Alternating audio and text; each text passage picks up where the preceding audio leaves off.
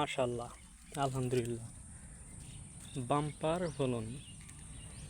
আল্লাহ তালার কাছে আমার আর কিছুর চাওয়ার নাই, কারণ এর থেকে ভালো ফলন আশা আমি আর করি না। মাশাল্লাহ, দেখছেন কত থোকায় থোকায় থোকায় থোকায়, এই যে কি ফল, কি প্রচুর।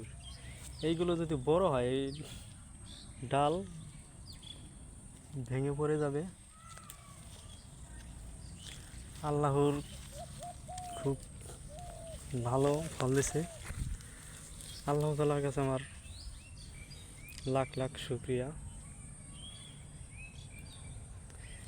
এর সাথে কি দেবে আল্লাহ তালার ভালো ফলন। মাশাল্লাহ, কি তজনি তজনি,